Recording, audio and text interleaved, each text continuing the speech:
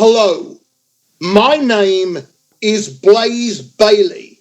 You are listening to the Brutally Delicious podcast, probably the best podcast in the world.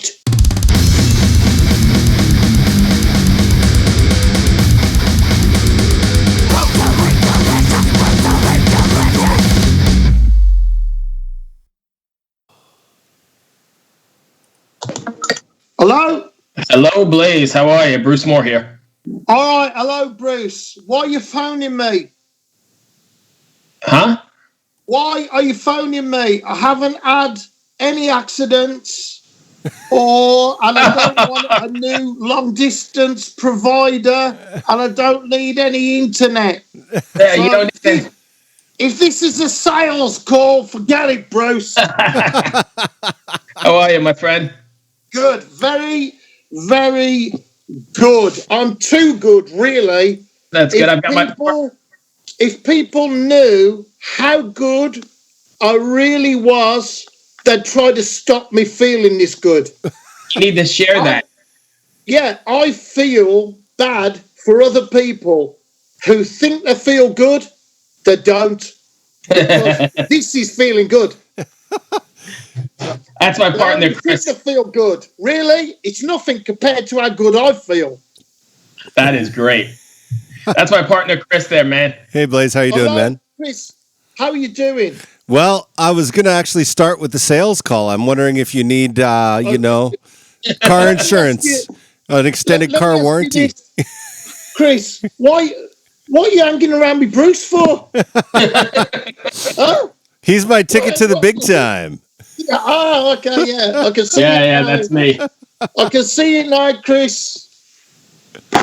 I can see you've got you two. There's something going on between with you two.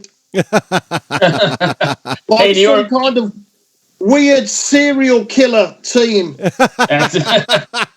you remember making curry fish sticks for me? Oh, yeah. That was a long time ago. If you want a new episode, I've got a new signature dish. Hell yeah. What is this dish? The new one, it's my spicy beans in a Greek style. Yeah, send it on over. Yeah, I'll try and do it for you, man. I'm very, very proud of it. It's a lot more healthy than the fish finger curry. I'm on a health kick now. What? That's good. Yeah, I'm limiting the fish fingers to 20 a week. What have you been doing, Blaze, now that the world has come to a shutdown? Well, it's all right for you. You may be shut down, but here, Blaze Bayley recording, things have just kept going. That's good. What happened was I always have a big plan looking out into the future. The philosophy that I have and we have in the team is plan for the future, work today. There you go. And live today. So we had the plan 2 years ago. We said, right, this is when we're going to do the next studio album. And in March, I did my last, I didn't know it was my last show in London, sold out show, my anniversary, X Factor anniversary concert, absolutely fantastic. And since then, this festival is postponed. That gig is postponed. But what happened is, because we were scheduled already to do our album, it meant every time something got postponed or cancelled, well, that's another 3 days we've got for the album, which we didn't think that we would have. Something else has happened. Oh, that's another week that we've got that we didn't think we would have. And so we've had a lot more of the time which you rarely get, and it's this cooking time where you walk away from the songs, you leave them, you come back a couple of weeks later and go, right, now, with a fresh perspective, how do I feel? Does it still make sense to me? Or is that riff really only there because it reminds me of something Metallica did 30 years ago? Right. And that's it. So I've been working on the album with Chris Appleton. It's a weird way of working because the drummer has to record himself and send the bits. We had the bass player here in the home studio, socially distanced, and then we've got our workstations set apart, socially distanced, and then we're, doing all that. But we've functioned, and we've been recording, and we've made what we think is a good album that goes to mastering, and it should be out next March. So we've stayed busy. That's beautiful. We have the 10th Dimension Anniversary Edition. It's the first time 10th Dimension has been available on vinyl. And it's a very special master that we had done specifically for the vinyl. It's got upgraded artwork. There's a special book that comes with the vinyl as well. That's available now. So, man, I've just been so busy. And here's the other thing that you guys don't understand. Oh, it's okay for you, isn't it? But my job is being away all the time. Yeah. So when they said to me, "Oh, you've got to stop at home," I'm going, "Great. What's the hardship in that? I'm never at home. I'm not. Yeah, I'm at home for a week. Go somewhere. Home for 2 weeks. Go somewhere. Home for a month. Go away for 3 months. I'm always going away." So when they said, my bag is permanently packed. So when they said, "Oh, you haven't got to go away," I'm like, "Oh yeah." I would never have chosen to have a year off from live performance, but oh man, it's just incredible. I started thinking, I actually live here. This isn't a place I just stop occasionally. This is my home. Wow, I'm going to start doing some DIY and get that kitchen sorted out. Yeah, I'm mixing beans. I've been very, very lucky, though. Very, very lucky because my fans have stood by me and people have ordered things online and it's really kept me going. I'm very, very lucky, man. I've just got incredible fans that have stuck by me for so many years through thick and thin, and they really help me to do what I want to do and live my life as an artist and live making music as my job. It is a rare and precious thing. It's a privilege that I have, and my fans are absolutely a part of this dream that I'm able to live, and they're part of making that possible for me. So I have to thank my fans so much, especially in these dark times, for sticking by me and supporting me. I've been so lucky. And you know what? It's not so much that I even miss the live performance. I love to sing. I love to perform. But what I miss is meeting my fans. At every Blaze Bayley show, there is a free meet and greet. And I meet people and say hello. And some people that have been coming to see me for years. I know on first name terms. And that is the hardest thing. I really miss people. Miss my fans. So that's very, very difficult. You do free meet and greets at your show? That is. It's a requirement. It's something I'm very, very serious about, and some people don't get this, and I have to say sometimes to the promoter or the owner of the venue that, right, I need space to do a meet and greet after my show. And I'm telling you now that if there is no meet and greet provision, there's no show.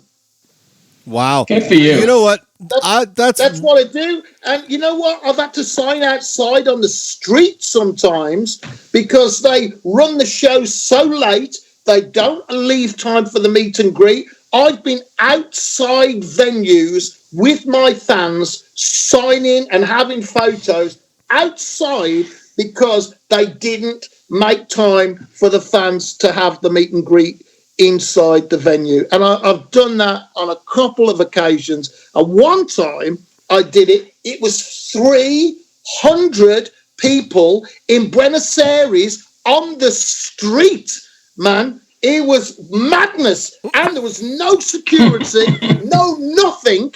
I was basically signing. People were sticking pieces of paper in my face. And if I had the pen, I was basically signing my own eyeball. They were that close. It took so long, man. And they would go, don't you want to come inside, Blaze? I'm like, what? Who the fuck do you think you are? That you think you're more important than the people that bought the ticket that enabled you to come to Buenos Aires in the first place? Absolutely. So for me, that's very important. I understand not everybody can do that, but I am an independent artist. I own the record company. It's microscopic as record companies go. So it sounds very important, but actually it's not a very big deal. But I'm completely independent.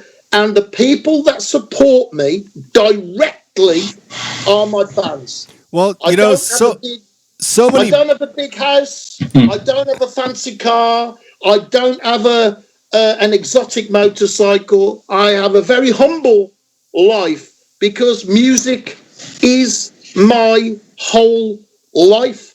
And for me, the people that support me and make that possible are my fans. So it's very important to me to be able to meet my fans and just say thank you. For other artists, they need the money, man. They don't sell the CDs that they want to. They have a big production on the road. They have a tour bus, luxury hotels. They have, all sorts of things they have to take care of. I don't have any of that. I live for music. It's all about the music for me. I don't have a big production. When you come and see Blaze Bayley, what you see is passion. And that's the number one ingredient of every show that we do. That's awesome. Yeah, I find it refreshing because so many bands nowadays are charging like $200 VIP meet and greet before the show. After the ticket. And they got to do that. They have an overhead. Here's what's happened. We have a choice. Yeah, you have a choice. You don't have to buy that ticket. You don't have to have that meet and greet. Okay, back in the day, not everybody signed for fans. Some bands did. Some, like Maiden, always signed for their fans back in the day when that was manageable, and a lot of other people. But back in the day, you could sell so many copies of your vinyl or your CD. You could sell so many copies of that bit of plastic that it would finance your whole tour and your house, your mortgage, everything. And what people used to do, they would put on a show that was so big that even if you sold out all the tickets, it still wouldn't pay for the big show that you put on.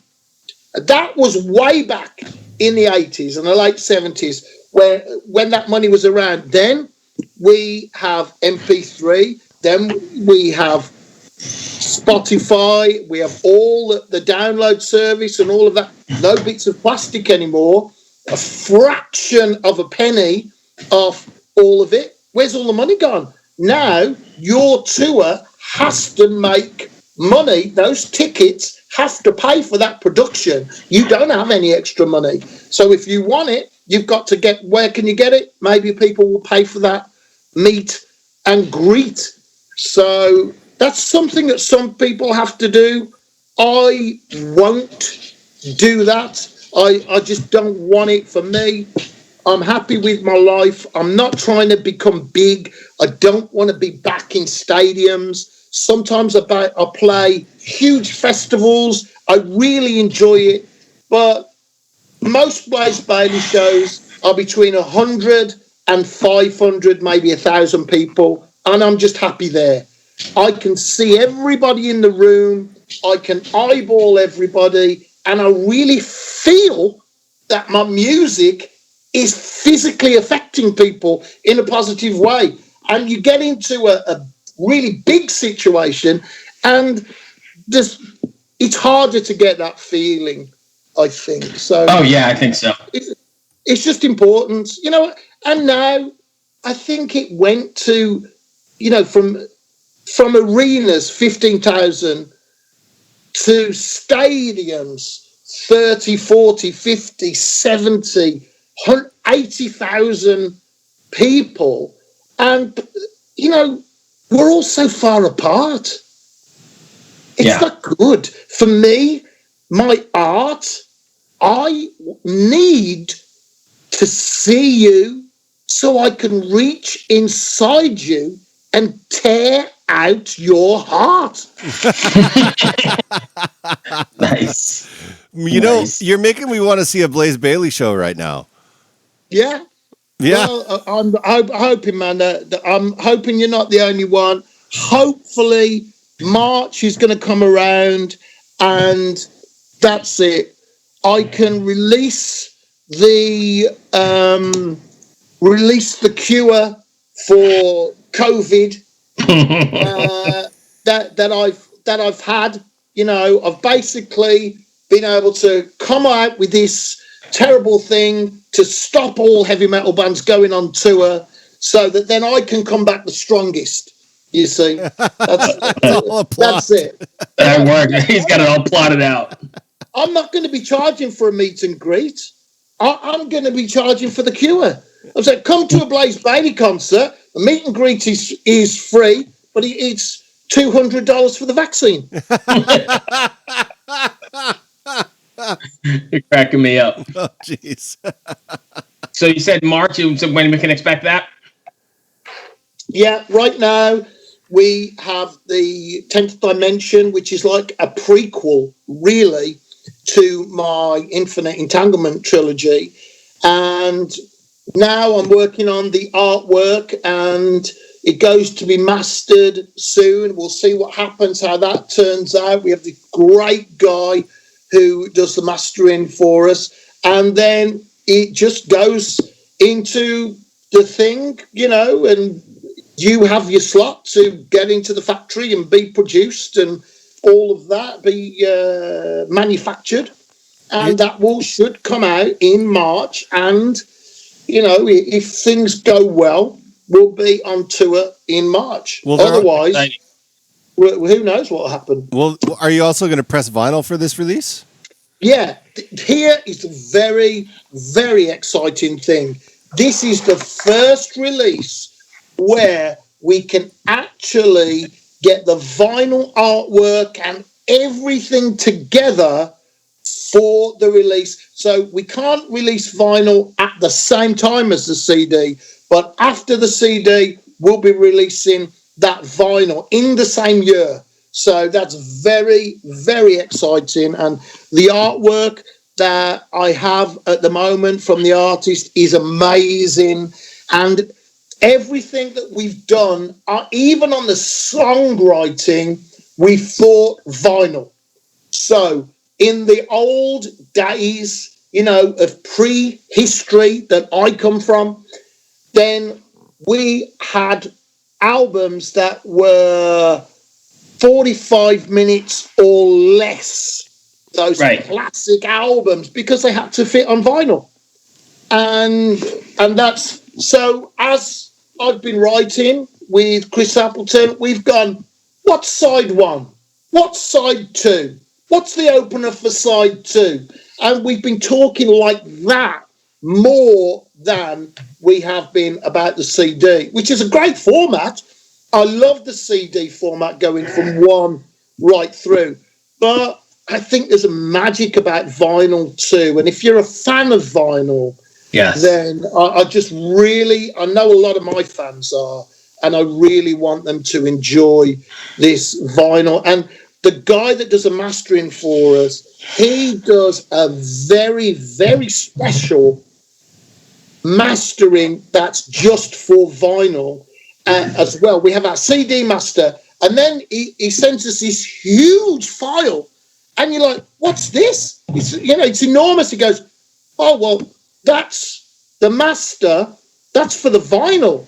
And he goes, you can fit so much more information that the vinyl, you can have more clarity, fit much more on.